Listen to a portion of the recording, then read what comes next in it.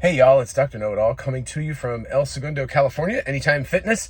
Yeah, I'm very sweaty, and yes, I tested negative yesterday before I left to get on the airplane, so I was fine. So yeah, I did have COVID. The Paxlovid and the fact that it was just not a very big event really knocked it out. But what I want to talk about here is just a quick video, because I'm going to show you how my rental car shows you a paradigm shift.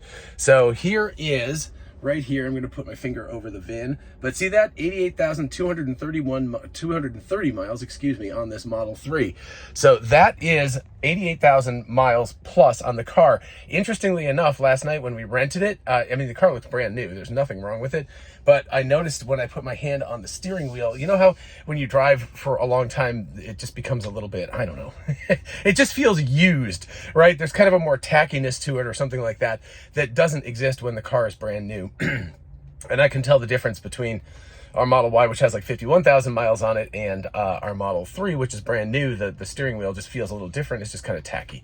So anyway, that was the only thing I noticed, and the car still seems to have an excellent range. It's got, let me see, I'm going to an 1885. Yeah, it seems like it's probably only lost maybe at a guess like 10 miles off of the original. This is the standard range. And you can see here, if you can see that, 218 miles at 85%. So it's doing just fine in terms of battery life, in terms of the feel of the car, in terms of the quality. This is why it's a paradigm shift, though. I just looked this up to make sure, because I had never seen a rental car with, well, at least from a reputable company, right? This is Hertz. Sometimes when you go to Bob's, rentals or something, you will get some oddball cars. But for a major name brand, and I looked this up, Hertz was previous to getting Teslas selling their cars at 30 to 35,000 miles. In fact, actually, even just a few more miles than 30,000 miles apparently was getting people in trouble back in the day. And so if you compare that to 88,200 miles, and this car feels brand new, it doesn't feel like it needs to be sold at this point. Now, I'm sure Hertz had to put on new tires at some point. In fact, actually, while we're here, I haven't looked, but let's go ahead. Let's take an adventure and take a look at these. So, yeah, they're pretty low, but that's definitely got to be a second set of tires. There's no way that thing made 88,000 miles on that. So that's definitely a second set of tires, but that should be the only maintenance that has had to be done on this vehicle at all. Or I guess washer fluid and things like that, just basically checking it out. But this is a huge difference. If you think about, if you're a rental car company, every time you purchase a vehicle, let's say, whatever, it's $35,000 for a car just on average or something, right? And I know the Tesla's a little bit more than that sticker price wise, but anyway, so, or let's say $40,000. So you spend $40,000. Actually, let's make it $30,000. That makes it easier. So $30,000, you get 30,000 miles on it. It's $1 a mile, and then you sell the car and you hopefully make a reasonable amount back on this thing. But if you can own these cars for double, or this is actually triple 30,000 miles now, then suddenly you're talking 33 cents per mile. So this car costs Hertz so much less to drive, and they can rent it out for more. I pay a premium to rent this car. So I'm paying extra to rent the car, of course, because it was a more expensive car, but then I'm also driving it for approximately 1/3 of the cost of the gas vehicles that they rent.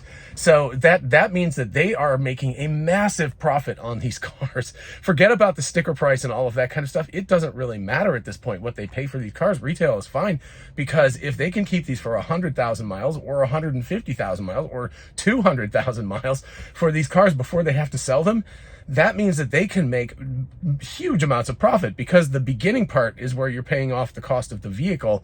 And after a certain point, after 10, 15, 20,000 miles, something like that, that's when you actually have the capability of eating into profit. And then of course, when you sell the car, you can make some money back on that too. But the basic thing here is that we're looking at a car that can last at least demonstrably at least 3 times what the gas cars are lasting before they are sold. And that is going to be a just radical difference in the way that rental car companies think, because of course they care about the bottom line. And FYI, if you're a consumer looking at purchasing a car, hint, hint, this car is basically brand new. It's lost almost no battery life. It still feels new. It drives perfectly fine, super snappy. The only thing I noticed was a little bit, like I said, of tackiness on the steering wheel from just people handling it so much.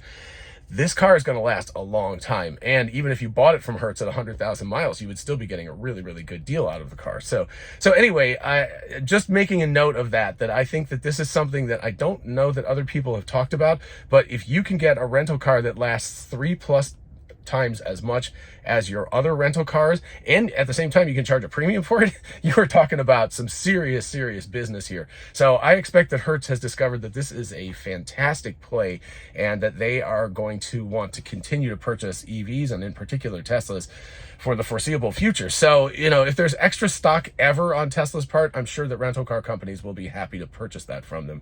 So don't worry about Tesla selling every vehicle they make, because if nothing else, the rental car fleets are going to want to order them from them, because this is a fantastic profit driver if they're able to keep it for at least 3 times longer than their regular cars. All right, that's what I got to say. I'm going to go take a shower because I definitely need it after traveling and going to the gym, and I will talk to y'all in the next one. Bye-bye.